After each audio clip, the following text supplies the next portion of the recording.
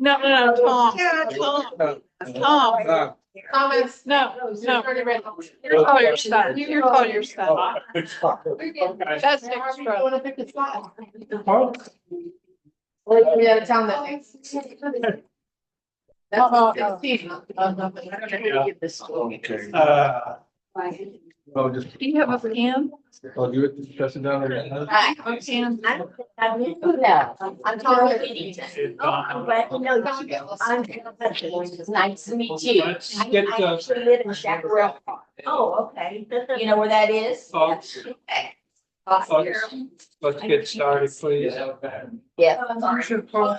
Just made it. Wow. Started though. Let's get started, please. I you will find. It is 6 o'clock sharp. Item number 1, call to order, which I've done, and roll call, please. Lydia Bryan Valdez. Candace Blake. Gail Hudgens. Tony Valdez. Thomas Levin. Cynthia McCall. And Harvey Davis, Mayor. Next, we have pledge of allegiance. I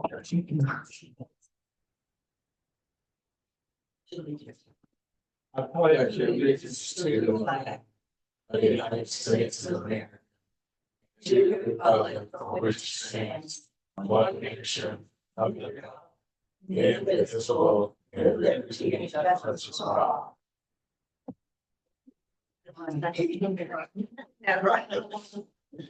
And we have 4 people that want to make public comments, but you may want to.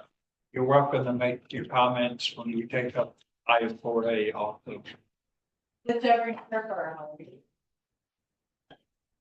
would prefer 4A. Okay. So if there's no public comments, then we'll move to item 4A, discuss and possibly take action regarding East Common Development application to the city of Austin to provide water, wastewater, and other services. And our attorney is not able to make it tonight, so I am recommending that the council table this item and that we discuss what day we could take this item up. I'm suggesting that we take it up next Monday in a second special meeting. Oh, I'll be back then. Huh? I said, I'll be back then. Okay. Barely. And is there any comments on that suggestion? I have a question. Will we accept public comments? If we table it, can we still accept public comments today? Somebody could make a motion to table it, and then we'll take the public comment. I'd like to Yes, call a motion to table absolutely. this until our next special meeting. Okay, do we have a second? Okay. See what we do. Would Carol Pennington, would you like to make a comment Sure. on this item? We have to vote on tabling it first. If we follow motion 1 and 2, don't we need to vote on it? We need to vote No, on. I think we can hear testimony. And then vote on it. Yeah, to help us make a good vote. Good evening. This is Rick Breimer. I'm joining. Good. Welcome, sir. Where are you? Good Where evening. are you? Well, Richard Breimer's on the line. Oh, Would like okay. to say hello. thank you, Richard.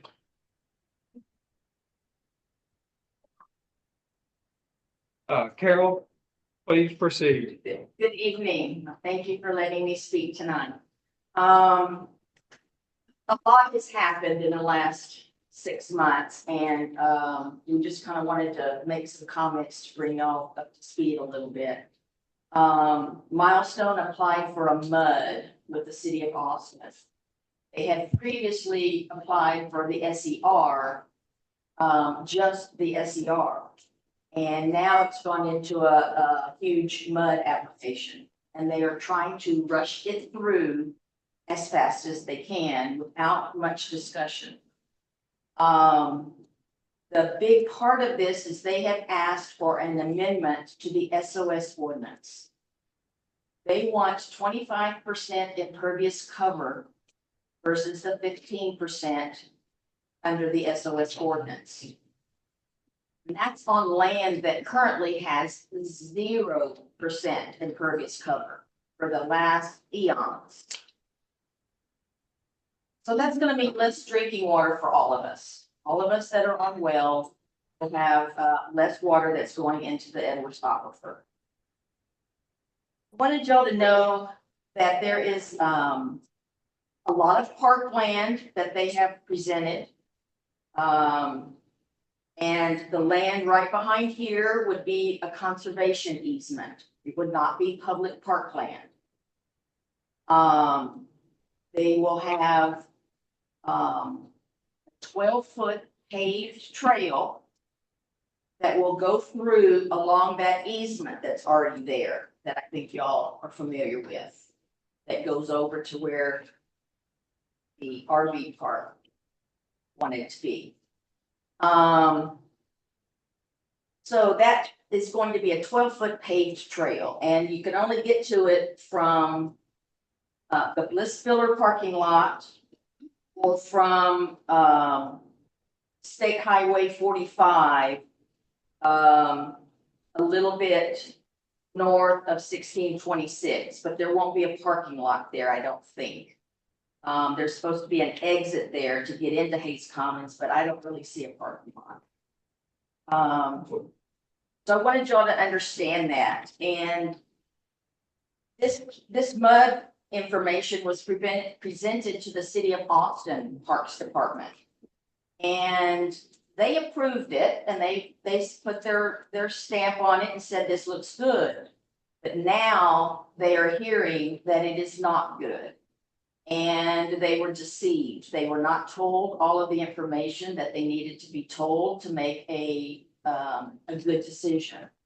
And one of the gentlemen that's actually on that parks board spoke as a public citizen and made that statement to the codes and ordinances meeting last week. They want to put, it's gotten a lot worse. They want to put 700 homes. No, 350 acres. About 2,500 people. 2,500 people is 1/5 the size of Buda in 2020, according to the 2020 census.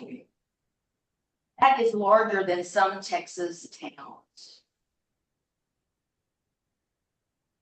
As far as the TLAP goes, they have said publicly, just so you know, I'm not judging or anything, but they have said publicly, Jeff Howard, that the only reason the city of Hayes is against this subdivision is because of the TLAP.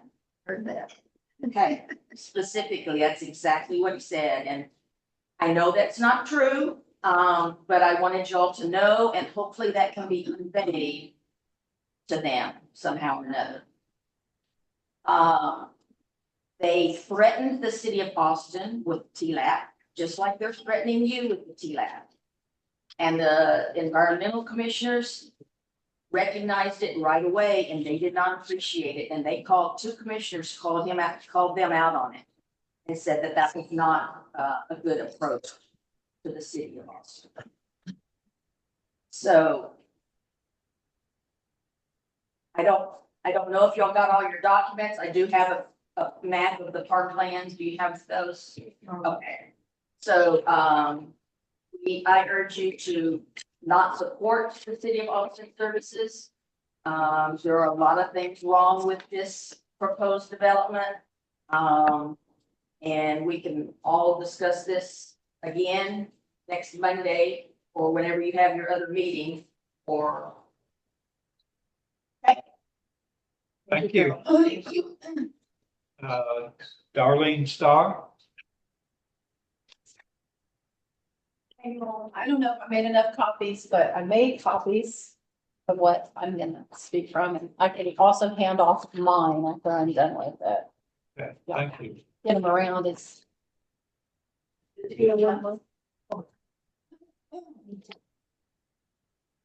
And forgive me, I'm a little slow. I just got over COVID and I got re-body. Y'all let me know when I'm, ready for me to start. Yes. So I just wanted to tag on to, I know that, a lot of times I come and address the environmental issues of this tract. Most of y'all have heard that before.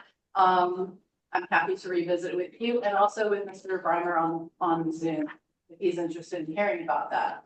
I'm gonna I want to focus on a different issue today. And that is the density. Studies and tax rolls show us that when high density development occurs in areas where it has not previously existed, it resets the market in that area, radically increasing property costs and taxes, and thereby necessitating more density in order to be affordable. Milestone's proposal threatens to create an affordability crisis for those of us currently living here.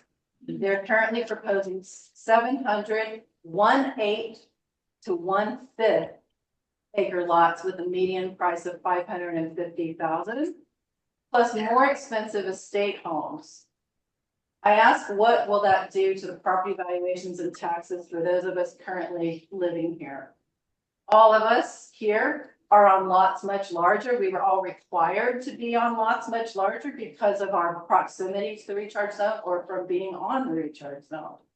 Many of us, as y'all know, are multi-generational residents who are being good stewards of this land.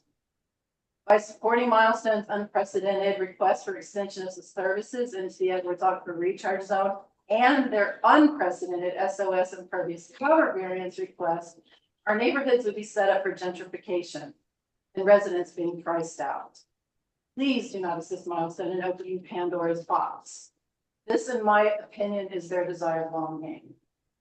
All of the properties which you see on the two maps, which I've handed to you, are in the City of Hayes ETJ. All could remove themselves via Texas Senate Bill 2038 if financially pressured to do so by this drastic shift in the market. The City of Hayes, in your own code, has a minimum lot size requirement of 1 acre, but do know you have some grandfathered half-acre lots, but your code reads 1 acre. In the City of Hayes ETJ, also with the ability to remove, you see Chaparral Park there, which is where Carol and I live. We have a minimum lot size requirement of 1/2 acre. Now I want to explain that a little further. You'll see that in the upper left-hand corner in that more traditional kind of layout for size reference. Those are the 1/2 acre lots. You'll see that all the lots get larger as you move closer to the Hayes Commons tracks. That is because the recharge zone runs into Chaparral Park, but it is not the recharge zone where the 1/2 acre lots exist, okay? The lots you see along the main road into Chaparral Park average 7 acres. And we have lots up to 15 acres. You're not an HOA neighborhood. Any one of these people could ask to be removed from your ETJ and subdivided.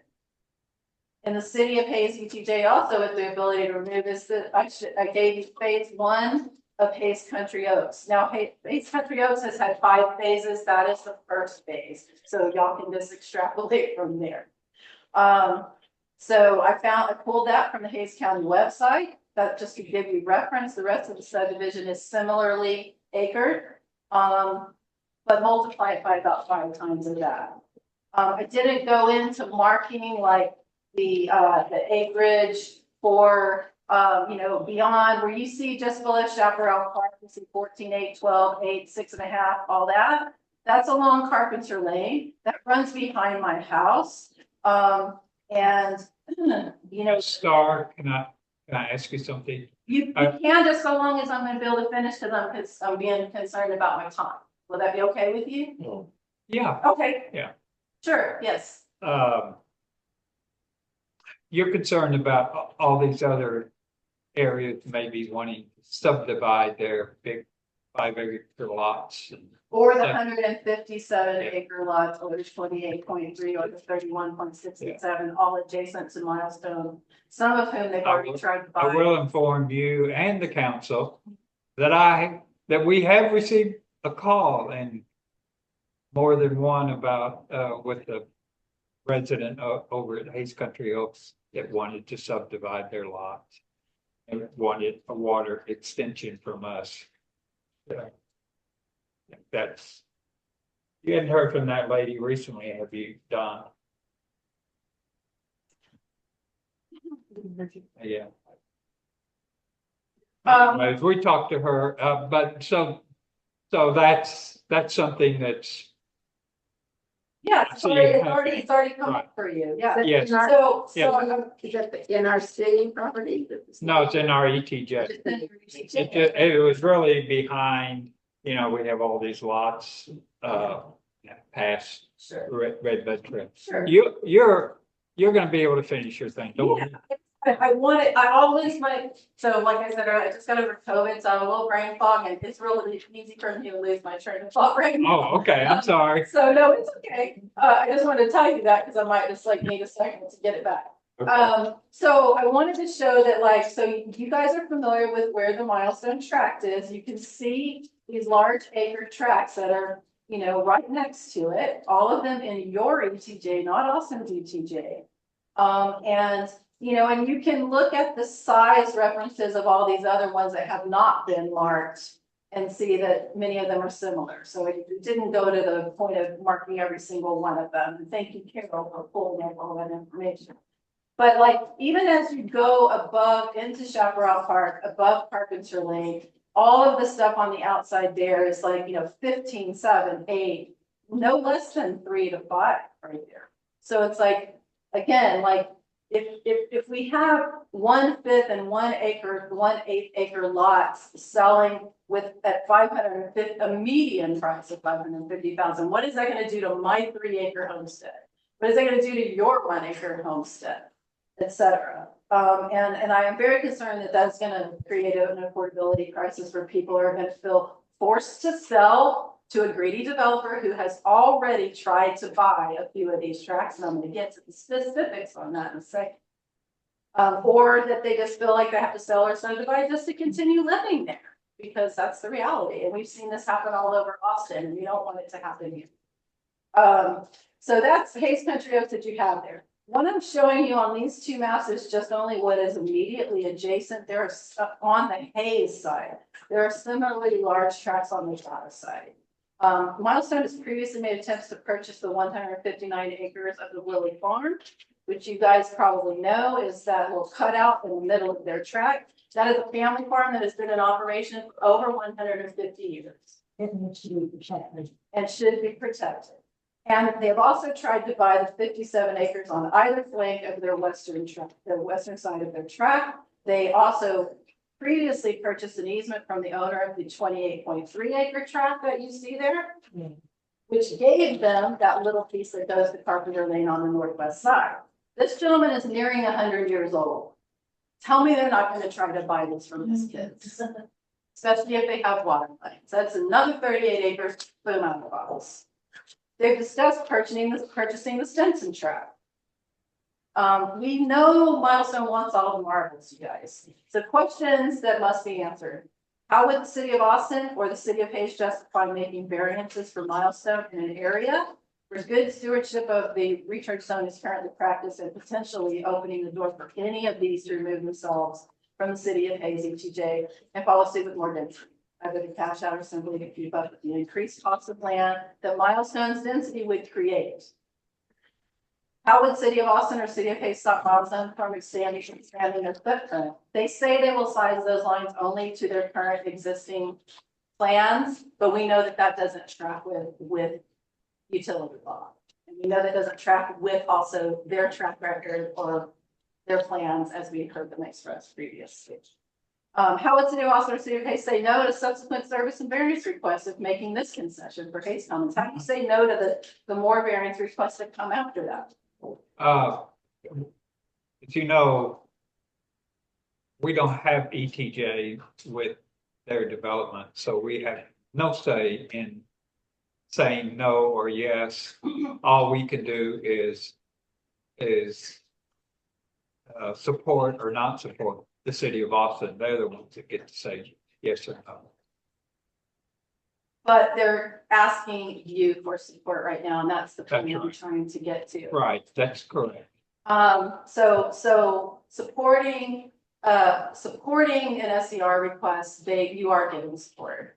And that's what we're asking you to please not do.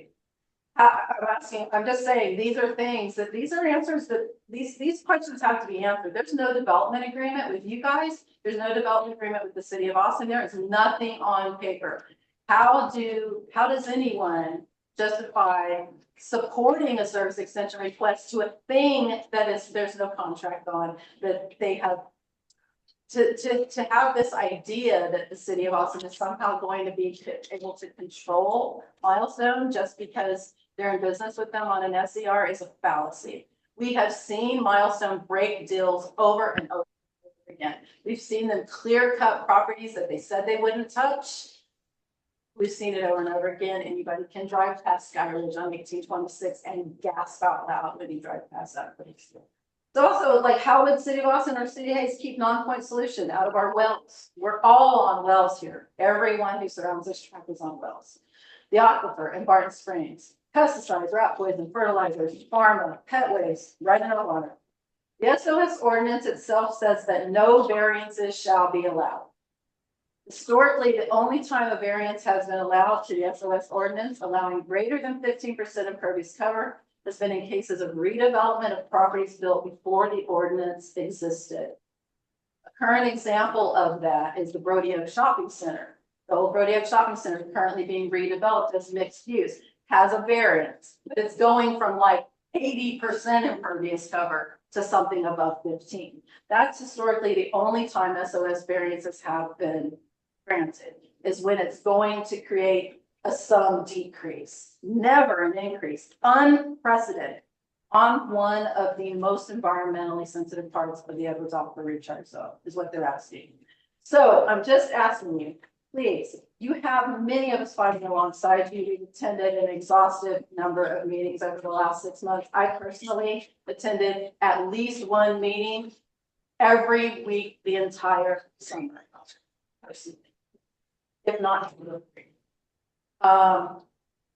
I'm just asking the city of Hayes to please not support setting a bad precedent.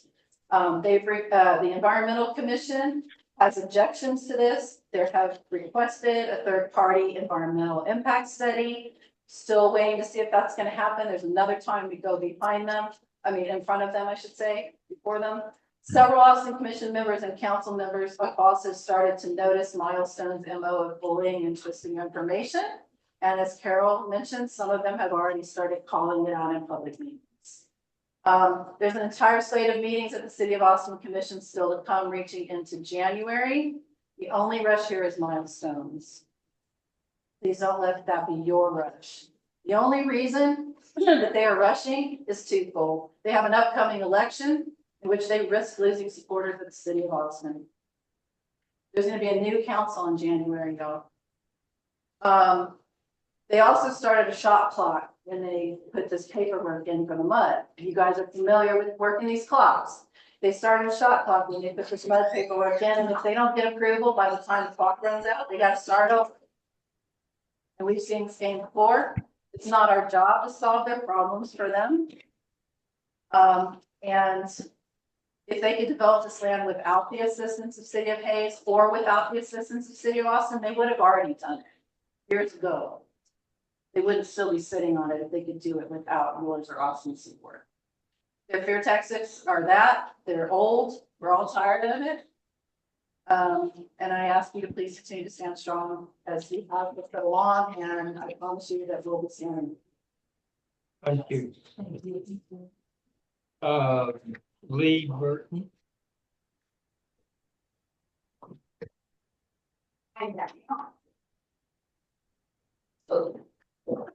And thank you for coming all the way from Pflugerville. Oh, I was actually in this direction for other business earlier today. So not a problem. It's a beautiful area. Well, that makes me feel a little better. Okay.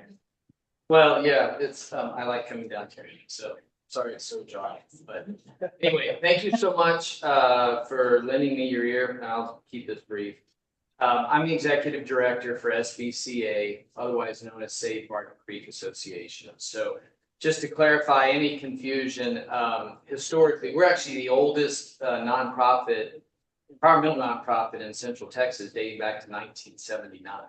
So we have a long history, and I think we've done a lot of good things. But we broaden our scope. We don't just look after Barton Creek. We include now the aquifer and other, what we refer to as pristine streams in Central Texas.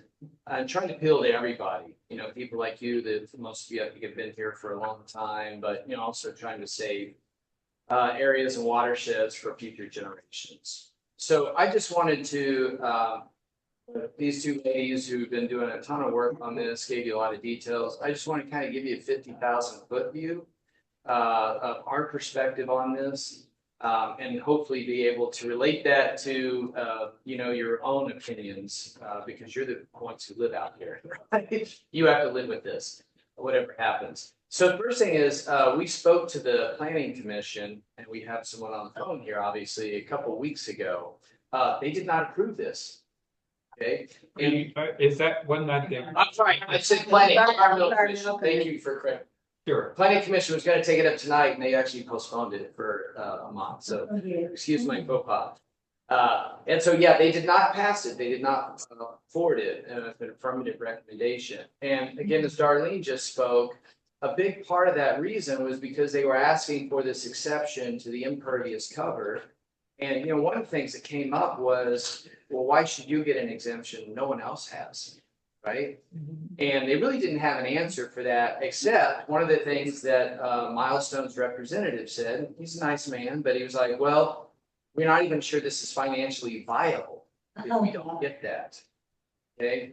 And that started a whole firestorm among several commission members who basically said it felt like there was kind of a gun to their head, that they were being hijacked, that, you know, you have to give us this, because if you don't, we're going to proceed potentially doing our own way to TLAP, which I know several of you, I think, are probably concerned about that, understandably so. Having said that, though, as you heard previously, that's probably not financially viable either, because the lot sizes have to be bigger. Okay. Furthermore, we don't even know, in fact, no one knows for sure, but the TLAP may not be approved. And even if it did, it would probably be years tied up in litigation. So that is not at all a foregone conclusion. And Milestone's own representative said they would have to go back and redo their plan. Because they know they wouldn't be able to produce the same number of volume of housing units that they otherwise would. So, you know, I understood where City of Austin was coming from, but it was like, well, that may not actually be what's going to happen. So that's one thing I would. Can I interrupt you? Absolutely. Thank you. You know, Milestone has reached an agreement, or I believe they have, with a subdivision called Persimmons with Buda, which is another huge development with very close to us. But they did, you know, they had an agreement, and then they would come back to Buda and make new demands and stuff. But you kept reading in the paper, well, this isn't, it won't make it economically feasible. So that was the excuse for, you know, extending the negotiations out with the city of Buda. And of course, we don't, you know, they took that property out of Buda's ETJ and said, well, we'll do it on our own if you don't agree. And then Buda, they finally came to an agreement, but so we don't know if they could have actually done it on their own, because now Buda will extend the water and give water to that big development. So there seems to be a lot of parallels with the way they negotiated and their needs. But I'm actually going to get to, well, actually, why don't we go there now? So, you know, I think one of the biggest fears that we have, when I say we, I mean everybody here, my colleagues, but you, people who are concerned about this, is the Pandora's box effect. if this is approved, what happens next, right? It sets a precedent. And, you know, obviously, and you alluded to it yourself, there's a couple of other landowners who, you know, are talking to developers right now. And of course, anytime something is approved the first time, it's typically much easier the next time. Now, that's not just from a sort of mental, psychological precedent, but then you will have the actual extension of services. So, you know, there could be discussions about limiting the size of that pipe, but who knows where that goes, right? And if they build it large enough, that opens up a lot of other potentialities. Okay, so that's something I would just like you to consider. Another thing too, and I know this isn't maybe something you think a lot about, but just in terms of the city of Austin, and we think this is honestly somewhat hypocritical, if you will, or short-sighted, if I want to be kinder in my comments to them. There's this whole movement right now to do urbanist development, to not do sprawl, okay? To get people to use, you know, other forms of transportation, light rail, and you know that. Well, this is not that. This is the exact opposite of that, right? And it's on this really sensitive area.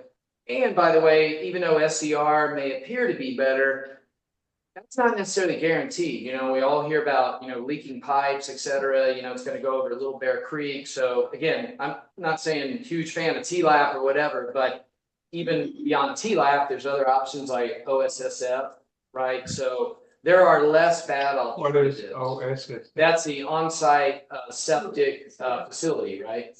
Yeah, sewer facility, thank you. Septic tank, like we all have. Yeah, Right.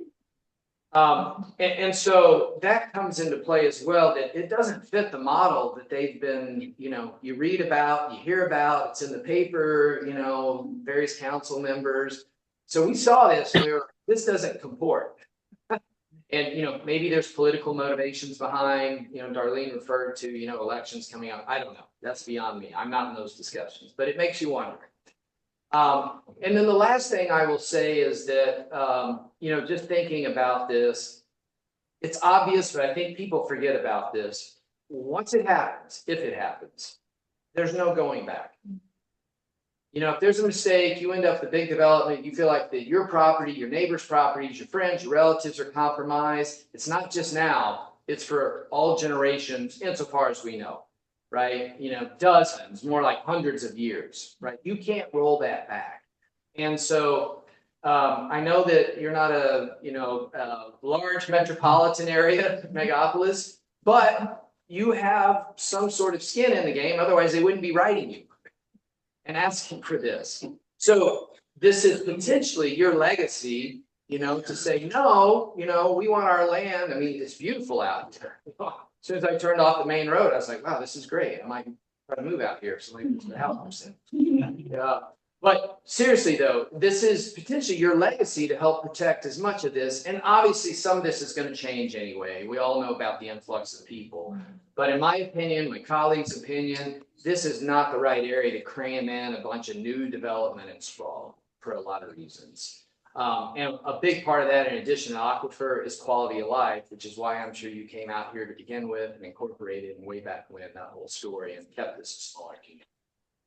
So I thank you very much for your time. Thank you. If you have any questions, feel free to reach out and we appreciate your consideration. Okay, Miss Thank you. Beatty. Miss Beatty, Yes. is that Alana? Alana.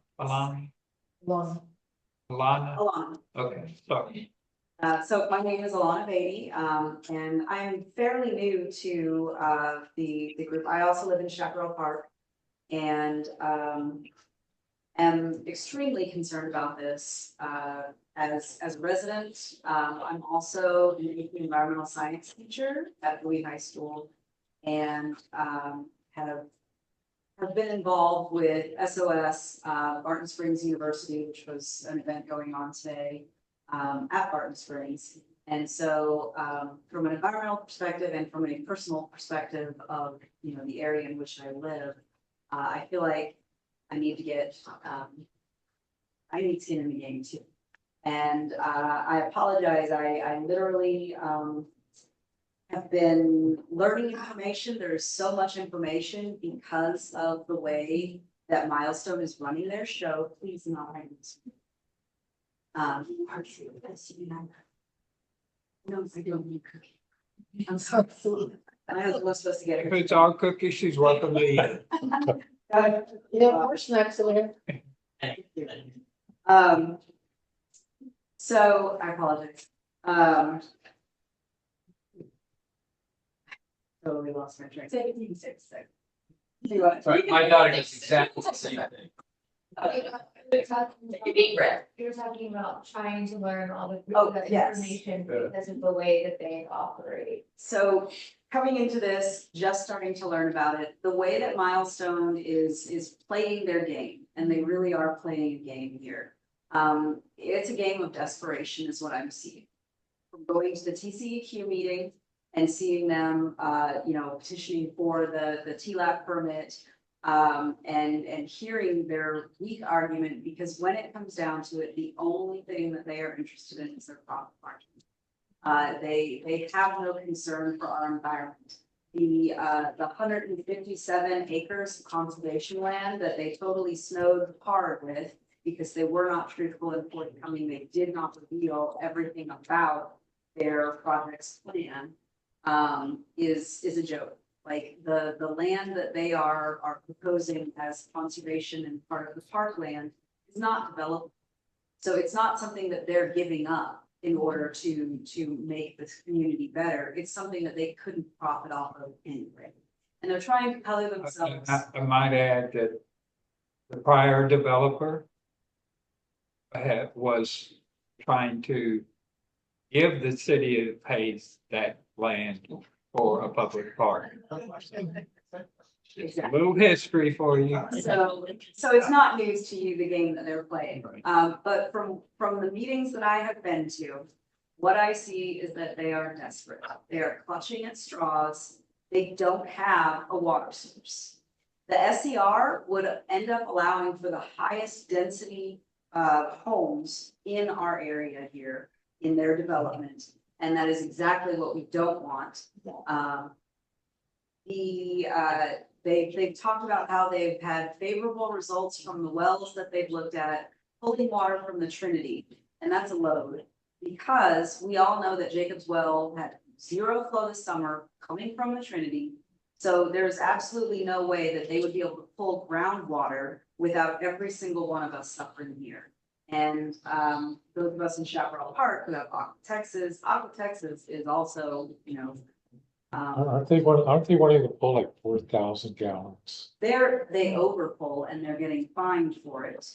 And so that's a whole nother story. But, Yeah. we already have bad players in the water, in the groundwater, with their fingers literally in the groundwater here. And we can't afford to let them get their fingers in there too.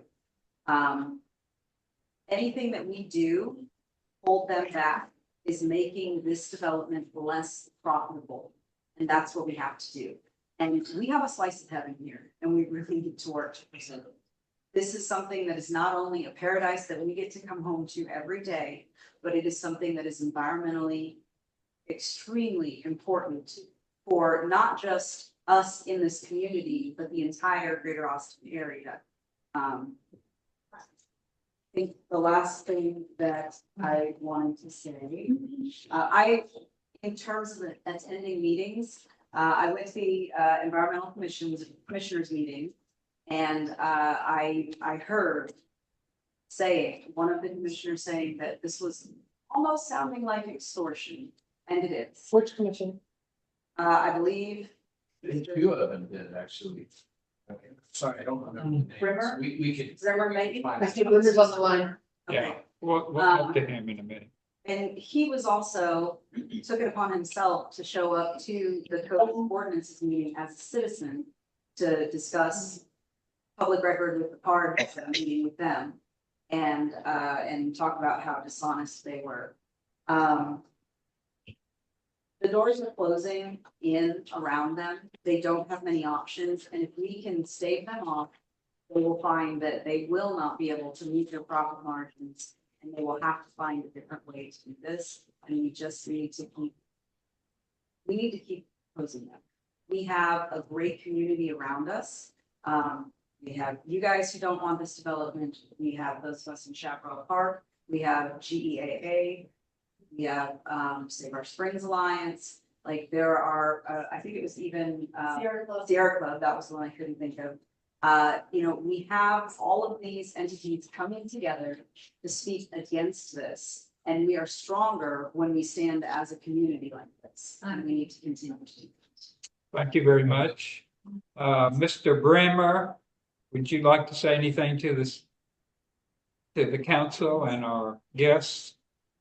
Yes, I would. As has been previously indicated, I'm a member of the City of Austin Environmental Commission. However, I must make clear that I'm not speaking for the Environmental Commission. I'm speaking for myself individually. I've spoken to some of you before individually. It's my understanding that Milestone has requested a letter of support from your council to the City of Austin, supporting their efforts to get the SER and the SOS ordinance waiver approved. I'm not going to step into your politics because that's the responsibility of you folks. I'm going to make some suggestions to you should you either decide to move forward with that or not. So I'm going to give you a little bit of insight into the City of Austin politics. The Parks Board was deceived in that the city staff did not let them know that an amendment to the SOS ordinance was required to get this development approved. So they approved the development based upon the contribution of the land for the parks land. They were not aware that a SOS ordinance variation was approved. So city staff misled them by not including that. Technically, boards and commissions in Austin are organized in a manner that are kind of stovepiped. So this is not kind of a big surprise. City staff briefs them based upon the information that they're required to know in order to fulfill their objective. But I still consider it that they didn't do their due diligence in providing them with this key piece of information. And people that I know on the Parks Board might have opposed this measure had they known it required an SOS amendment in order to get it approved. Now, I would suggest, as I mentioned to some of you before on private conversations, that should you choose, or even if you don't, that you contact individual members of the Environmental Commission. We're to meet on this again. It's going to come before us again, I believe, on November 2nd. If you have specific concerns that you want the Environmental Commission to consider, that you send emails to each member of the Environmental Commission listing those as concerns, and you send the email as a member, as a city council, from the mayor with the council members, attaching their signatures to it. That way, a sense of the council will be provided, and it will carry more weight with the Environmental Commission than any one of you individually. So, if you have 5 or 10, whatever the items are that you feel that are key, include them.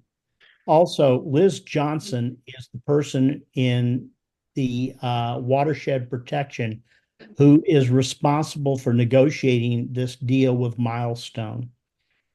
A lot of people, including Roy Whaley with the Sierra Club, as well as Bobby Levinsky, believe that the Environmental Commission, by denying this motion by Milestone, gave Liz Johnson a little more leverage in negotiating with Milestone.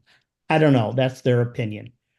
But if you speak with Liz Johnson on a personal basis and say, hey, Liz, these are things that are important to us, that may give you additional leverage in negotiating with Milestone. You know, what your interests are the business of the city of Hayes. It's not mine. I'm just speaking broadly on a strategy that you may choose to adopt. Later on, this is going to move to the Codes and Ordinances Committee, which is a overlapping of two committees, but then later on it's going to go to the Planning Commission. The Planning Commission is kind of a complex thing, and I would suggest that you work with them behind the scenes and lobby them individually as well. When you go before the Environmental Commission, I would suggest that you have people either speak in person or via, like I am, via Zoom. There's a process by which you can sign up and speak. You'll have 3 minutes. Our chair will allow you to donate time to someone else, so you can have as many as 6 minutes to speak on a topic. So if you have 2 or 3 people sign up, you can donate time to another person and have an extended period of time. I would also suggest that our meetings are on the first and second Wednesdays of the month. I think this is supposed to be on November 2nd. Prior to the meeting, Friday, the agenda is posted on the Friday before the meeting. But I would suggest that if you have additional information to present before the commission, you send the commission emails before that Friday, because a lot of the stuff you're getting into requires more detail that can be provided in a 3-minute presentation. So I would suggest that you present your information via email, charts, whatever it is. There was a woman who made a very compelling presentation to the Codes and Ordinances Committee the other day. I don't recall her name, but it was very compelling about, about the way the thing was set up by Milestone. And I felt that she would have been very effective in presenting that to the Environmental Commission had she been present. So I would suggest you look back at, that meeting. It's online. I don't think they don't have videos of that meeting, but they have audio presentations, and they have her presentation recorded because I downloaded it personally the other day. So send emails, make sure you call people up, request conferences, whatever it is, and lobby them heavily. It's very important. The Planning Commission listens to what the Environmental Commission says. So if you request the Environmental Commission reduce the amount of impervious cover, and we discuss that, and that comes up as a topic, then that will be part of the discussion of the Planning Commission. Now, one of the members of the Codes and Ordinances Committee, Claire Hempel, she voted in favor of Milestone. However, she watched the presentation, the entire Environmental Commission meeting on this topic. She was very well versed. She's very competent, very skilled on all of this. So you can be assured that she's going to watch this entire thing before it goes before the Planning Commission. So she's going to lean towards it. You need to be prepared to understand all the arguments. There's a guy by the name of Lonnie Stern who was at the Code and Ordinances presentation. He is one of the new urbanists who voiced opposition to it. There's a gentleman on the Environmental Commission by the name of Dave Sullivan, also a new urbanist. He supported it. Lonnie Stern opposed it. I believe Lonnie Stern's arguments are compelling against those of Dave Sullivan. So if you listen to those of Lonnie Stern versus those of Dave Sullivan, you can counter some of the arguments. So part of this is doing research in order to form a compelling argument to support whatever it is you want to have done. Again, I'm not going to step into your stuff. It's not my job, but Okay, I'm just allocating Bremer, it. Yes, Mr. Bremer, Councilwoman Brian Valdez has a question. yes, ma'am. Good evening, Mr. Brewer. I have a question for you. When you emailed us on the 17th of October, were you emailing individual council members and the mayor in your capacity as the City of Austin Environmental Commissioner, or in an individual capacity as you are here today? I was sending you an email as an individual, but I sent it from my City of Austin email in order to let you know that it was from someone who was You're using your City of Austin understood the email, nature in who personal understood use? the nature of the problem. I just want to have a good understanding. I feel that some of us are playing checkers and some of us are playing chess. And I can't tell who's at which board most of the time. So I do have to ask, because your email came in an official capacity. You're here today. You are who you are, but you're here as an individual capacity, but you're telling us how to fight the fight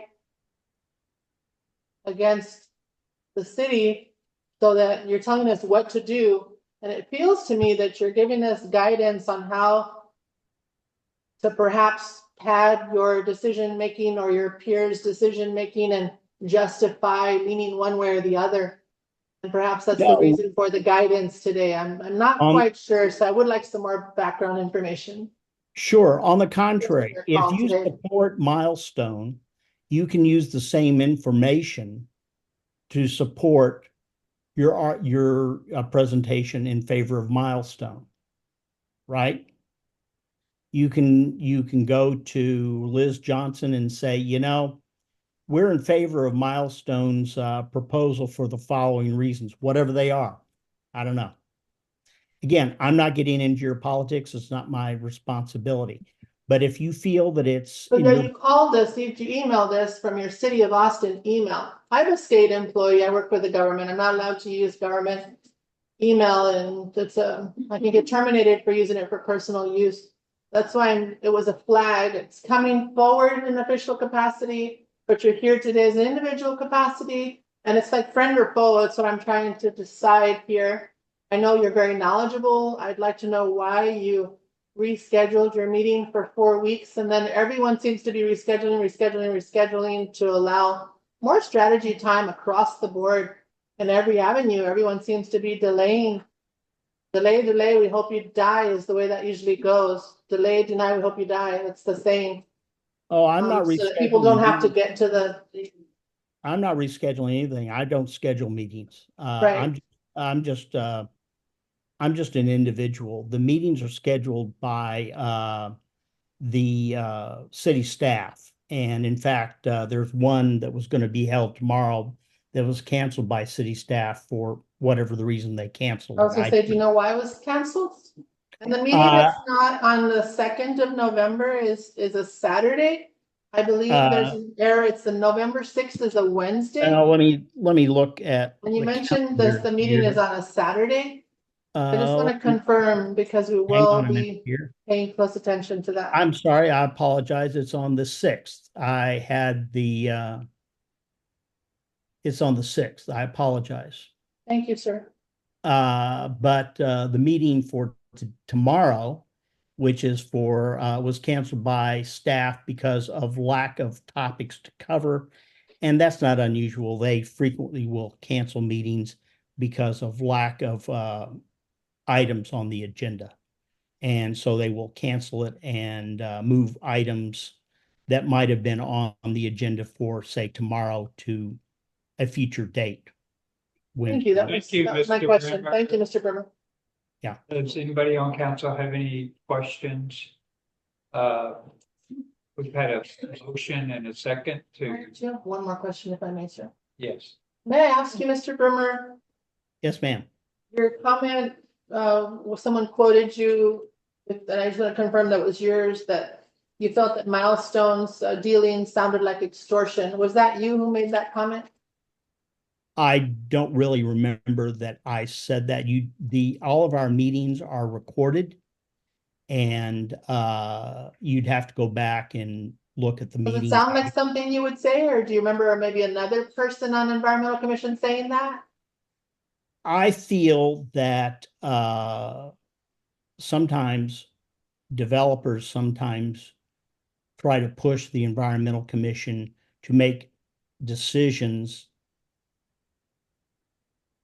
in a short time frame. We're in a meeting and they want to make it, they want urge us or any other commission for that matter, make a decision that night because they want to move the process along in order to move forward with whatever their project is.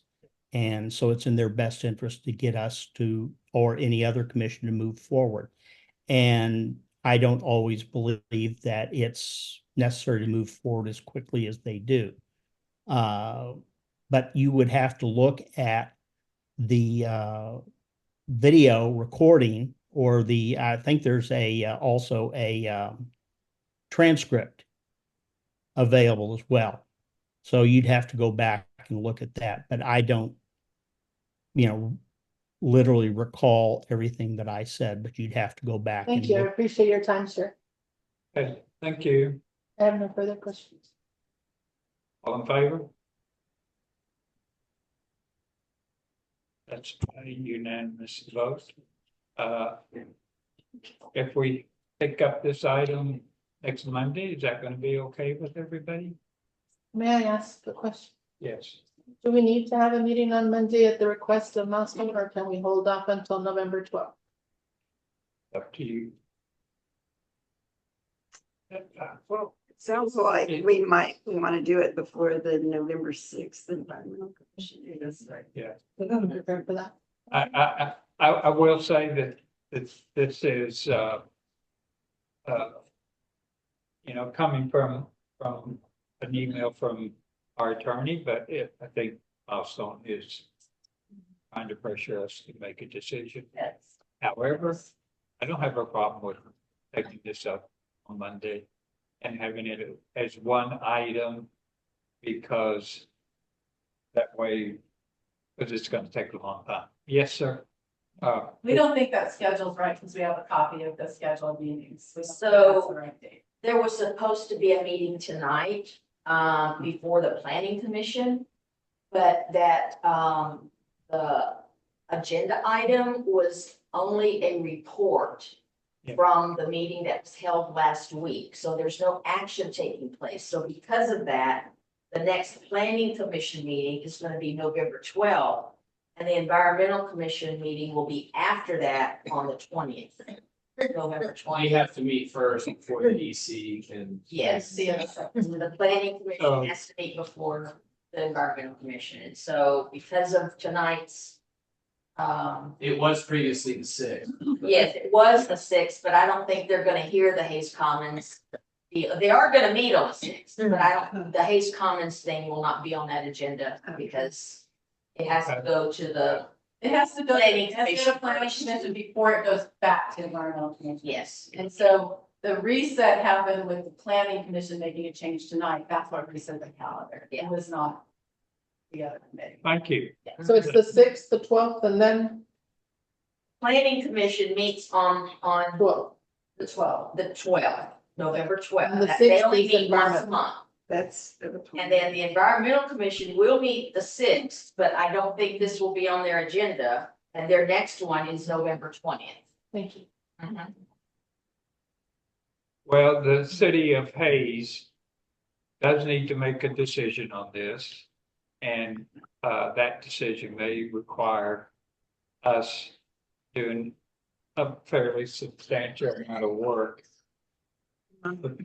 for dealing with the city of Austin and the planning commission, environmental commission, et cetera, et cetera. And so I do think next Monday's okay. We can roll it over to a Monday after that.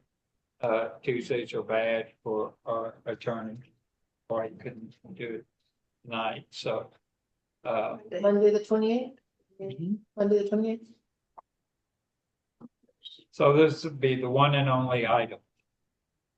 What day is it? Monday, 28th. October 28th. 28th. Right. So we're finished with item 4A. What time is our meeting? At 6. 6? We'll do it 6 o'clock. Item 4D is consider and take appropriate action regarding an agreement to hire Adura to be the grant manager of the 404 hazard mitigation program. We have this is your backup, this contract, which has been reviewed. Thank you. Nice meeting you, sir. Which has been reviewed by our attorney, and his opinion, it's appropriate for me as mayor to sign it. And so I'm asking your permission to sign this agreement. I'll call the motion. We have a second? Which one? Yeah. Y'all. It's not. We both raised them at the same time. Pandas. Okay. All in favor? Then the final item is considered, and this is a very important one, consider and take appropriate action on a request to approve a contract with B Cave Drilling to drill a new well and cap the old well at 536 Country Lane. And this was really the primary reason we're having this special meeting, because the driller, he had a phone conversation with Don, myself, and the driller did say that yes, he could start things quicker if we did this agreement now versus waiting until the 12th.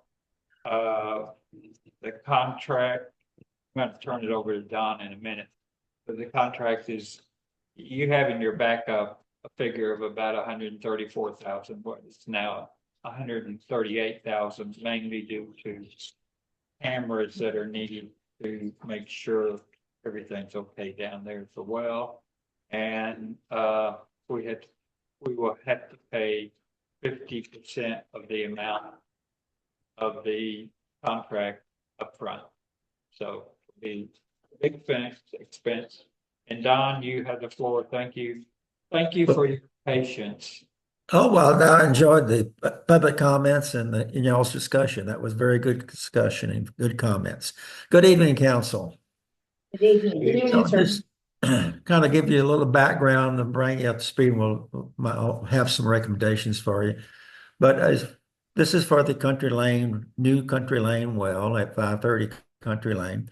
And the city's made 2 different advertisements in your official newspaper for drillers in the area, or any drillers to make a proposal to the city, to seek proposals to the city. And the first time we advertised it, we didn't have any responses. Then the mayor and I visited with your attorney, Josh, and he suggested we advertise again, and which we did. And we had 2 sets of plans out, one to B Cave Drilling, and I've been working with B Cave Drilling for some time on this thing, and also to Hydro Resources. They're out of Dripping Springs. Formerly was Wissonet and Lyle Drilling, but they bought them out. But Hydro Resources is a good driller. I've been on one of their projects. So Hydro Resources contacted before the bid date, and they indicated they weren't going to bid it because they have large drilling equipment and it's kind of tied up and this couldn't break it down to get to us. So we received basically one proposal, and that was from Bee Cave Drilling. As Mayor mentioned, he and I have had a conversation with Greg Seffick, who's with Bee Caves Drilling. They had submitted a proposal number 12139 for 134,000 and change. We just basically did a line by line discussion of this. Now, this project has two elements. It has the plugging of the existing Country Lane well that's been sitting dormant for about 2 years now. So that will be done first if the council awards the contract to Bee Caves Drilling. And second is the drilling and completion and development of the new Country Lane well, located about 40 feet from the existing well. What's not in the contract is running the power from the telephone post where we have the electric meter for the Country Lane well underground to the new well site, which is about 40 feet. And also not in it is moving the fence over and laying the line, the 4-inch line from the new wellhead to the existing 4-inch pipe that transfers water from the Country Lane site to the Tanglewood tanks, ground storage tank system. So we still have to do those two, but those activities aren't included.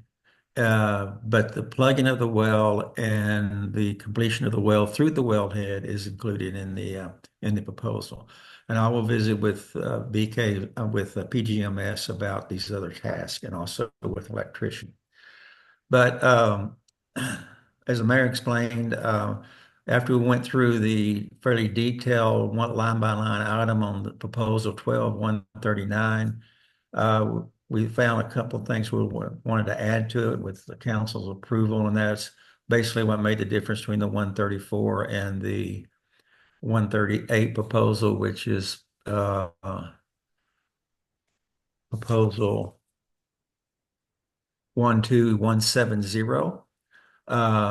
They will add a porta potty to it because of given the location where it is, but they also added in a camera survey, as the mayor has mentioned to the council.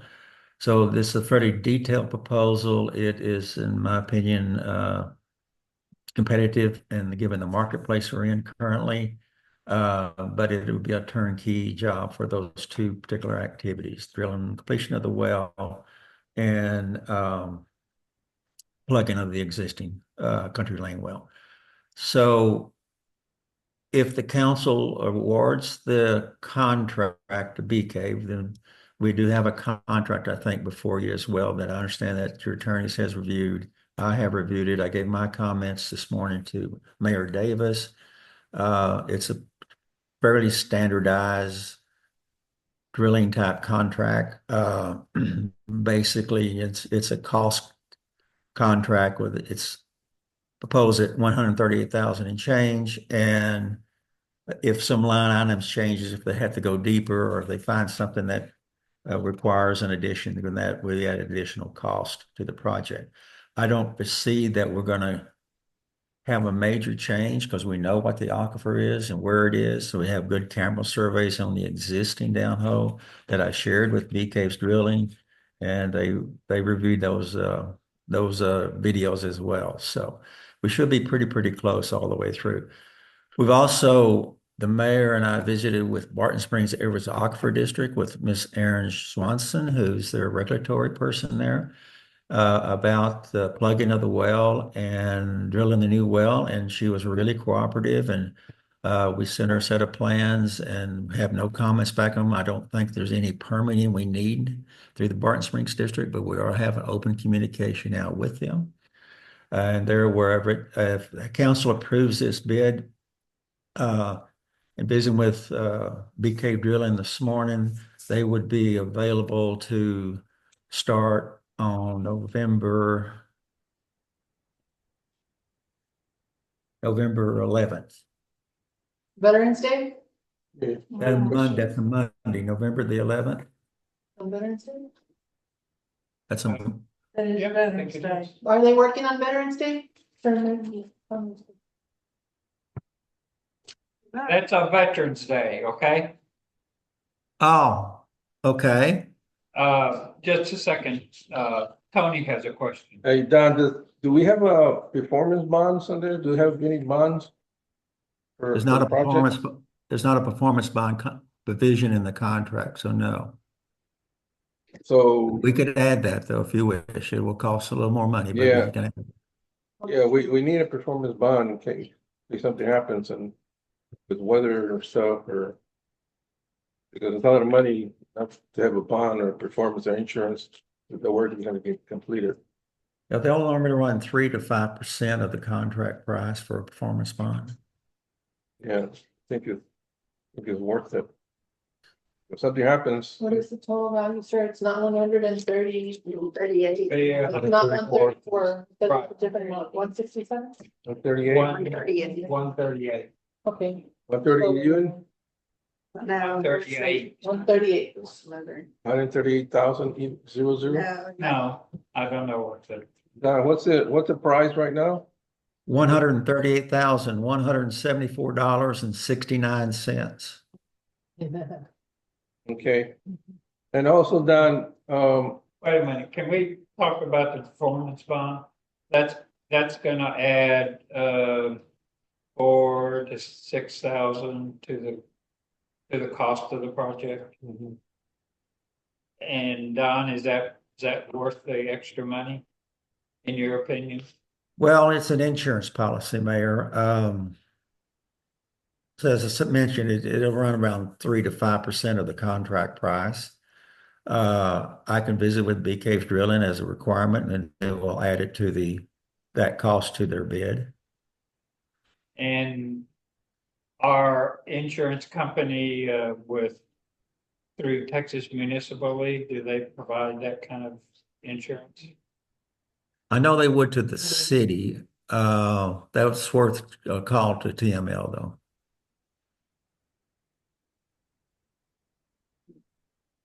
Is this normally something then on these kind of projects? It's not normal that I've seen on drilling projects now. Larger drilling projects, like San Antonio's and other big cities that drill, them probably do have in their codes that have a performance bond. And also a payment bond. And the payment bond is a bond that it covers the company's employees in case they don't get paid, by their owner. You might say owner of a company. So those are two bonds that are typically associated with large projects. It's a performance bond and a payment bond. well, what constitutes a large project? Pardon, sir? How much money is a large project? You gonna be in the $1 million range? So just add. Oh, yes, sir. Yeah, fairly large project. Yes, sir. What would the performance bond cover in this case, Don? It would cover if you pull the bond or pull part of the bond through the bonding company for non-performance by the contractor. It would cover then hiring a new contractor and the cost of the new contractor.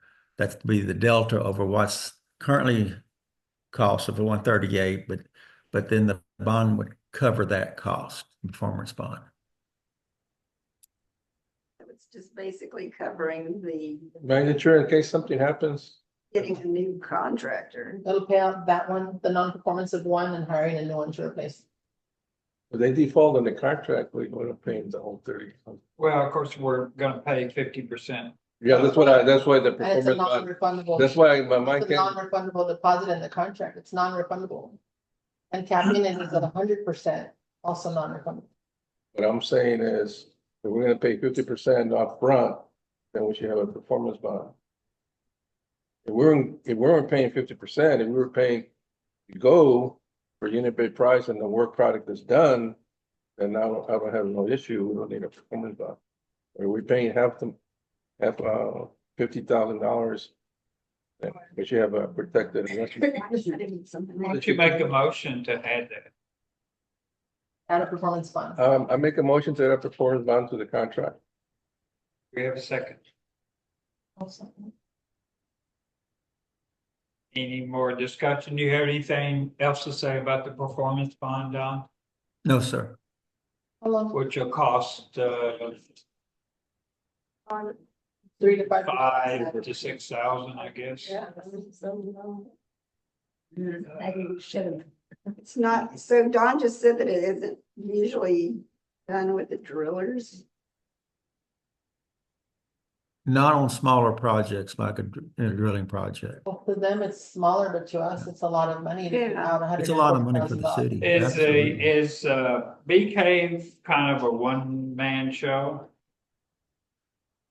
They Mom have and pop? several drilling rigs, but it is locally owned and their facilities now are located off I of mean, if Fitzhugh the Road. owner suddenly keeled over with a heart attack, would they bust our project?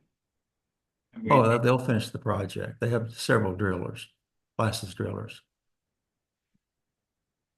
I'm a firm believer in insurance. I insure the home, the car, everything under the sun, just because protect your losses, that's what it's for.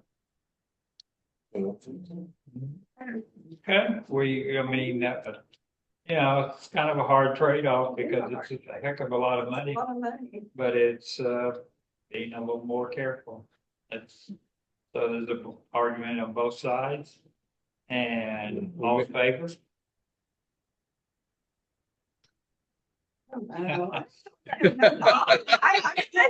I'll say yes, because maybe y'all know more than I. Tom knows about water, but I don't. Well, just imagine, Well, we're gonna pay I will say that in our budget, this project is a little over 200,000. Right. We're still okay. We're okay.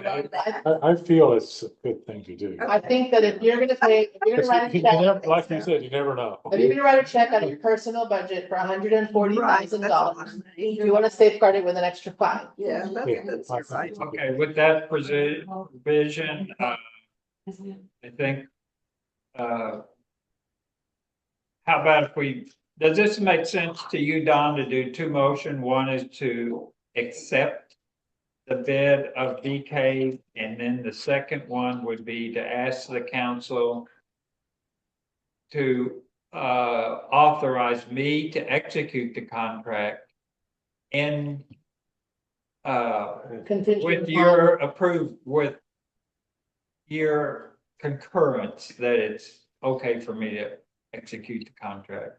And it's Yes, not, and that net of the performance bond, it's not gonna exceed 140,000. I think it's a two-step process. Yes, sir. Okay.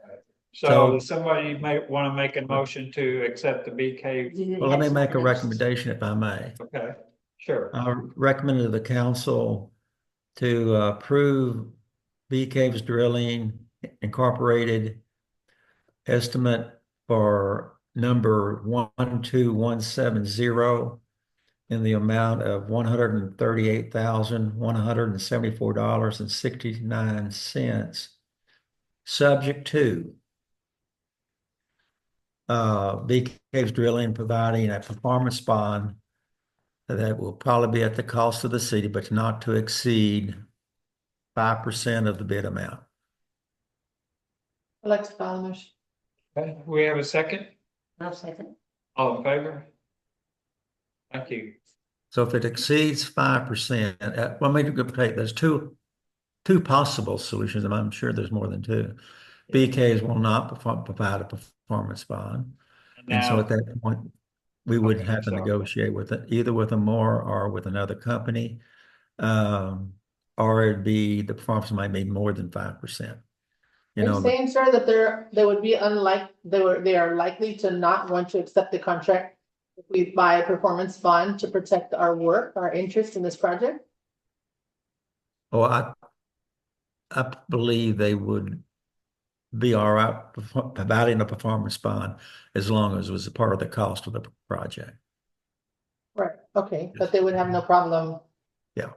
For us having a guarantee to protect ourselves. within the 3 to 5% range, they'll buy the performance bond. Right. Okay. So I've understood the motion that passed. It's in the bid amount on 12-170. 138, Subject to having the 174, bond, the performance bond not exceeding 5% of the 138, project. 0.69. Got it?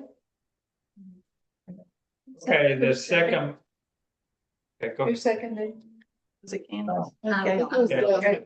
Dale. Okay, the second motion that I'm asking the council to make is to authorize me to execute the contract, Like to file a motion? Mayor Harvey Davis, subject to the approval with the city engineer. Oh, I'm gonna sign the contract, but he knows everything and he's gonna help advise. it's already written. We're just gonna fill out, Yeah, it's already written and it's, there's this is just a some draft. more stuff to be Right. added. So he'll add in the attachment and Yeah, all of that. Okay. I'd like to file a motion that we authorize Mayor Harvey as a council to enter into contract with B Cave Drilling with guidance with our city engineer, Mr. Rushberger. I second the motion. are you sure? Are you sure? I'm kidding. You made a lot of seconds, you know. I know. Roll. I was helping the meet. To word. Thank you so much. That's right. In a second, let's go. Moving it along. Any comments, Mr. Tony? No, that's it. Okay. Don, anything else you want to say? No, sir. I appreciate the council's action. Thank you. Okay, all in favor? Okay. I'd like to, before we, I'd like to welcome our new council. The contract that he's signed. Sorry. The last time. Oh, we did it already. Okay. 138, I want to second that motion. It's a new guy. The new guy. New guy. He didn't shave today. He didn't shave. We're gonna recognize That's him. gonna cost 35%. Got it? Plus 35% for. Three motions on this agenda item. Oh, Three motions, performance bond, accepting the contract. So Mayor, if I may just make another comment, if we start, when the drilling process starts, it's going to be very nosy, and we're anticipating a 2-week time frame from start to finish. Now, it won't be drilling, there'll be other activities going on, but we'll go ahead and visit with Greg this morning about setting silt fence on the downstream slope on the facing the Thayer property, because water could run that way. We do have a frac tank in this project, and also that's in the cost of the project is for a 2-week rental of frac tank. And also there's 2 haul-offs that's in the contract amount by wastewater management to haul off the fluids that's in that frac tank from the drilling process. So, but you might want to visit with the neighbors, put a little notice out, the drilling rig will be on site and for at least 2 to 3 days, if not 4. But by the time they get through with the development of the well and their air compressor on that rig is really loud. What's the working hours? 8 to 5 or 8 to 6? We can set it in when we want, but it's normally 8 to dark. 8 to 8 dark. noon to dark. Wow. Builders like to make hoe when they can make hoe. And what's our time? What's our time frame on this? How long will it take them? Pardon? Starting when, maybe, or about when? November 11th. Number 11. Oh, that's right, November 11th. We could do it on Thanksgiving Day if you like. Oh, we won't even have the hay sale. Will we be done by then? When are we gonna finish done? We should be finished with the drilling process in 2 weeks. Then And then our we- first sip of water out of that is gonna be in April? The water should be, we'll do the other activities on the tie-in of the well and so forth to the existing plumbing and the electrician right away. Plus move the existing fence around the new wellhead. So we'll have all that done, hopefully by the end of November. Maybe a lot of, you got some testing. We'll be able to use the well? We gotta do some testing. Yes. Usually February to April. We'll be able to use the well in December? That's a good possibility of that, yes, ma'am. Oh, wow. Nice. Christmas present. That's right. That's just bringing us a well. Because your mayor pushed things along, right? That's right. And Don, thank you, Don. Oh, yeah, Don too. Thank y'all very Name much. of this number. Thank you. What's the name of this sacred Don. video? What's the name of this number? The BK Drillers contract. Oh, it's a contract. Sunday. That's the award value of that contract that we approved today. Yeah. Thank you so much, Should Don. we stop the video? Yes. Thank you, Sarah. Thank I you. signed it. Thank you. Did you adjourn the Okay. meeting? Have a great- Contract, not on evening. BK, though. Are you going to put it on SharePoint? Mayor Harvey, are you going to bang the gavel and end the meeting? Yeah. Meeting's over. Meeting adjourned. Thank you. Later than seven. I did put my notes in the car, leaving that water down. 7:25. Yes. You got bottled water in there? I have some in the car. Okay. Oh, tired. Does anybody want to sign up for the fall cleanup? Oh, Oh. There's You like cleanup? spaces. Chris, do you want me to send you? I'm a gonna have picture to of do this, that?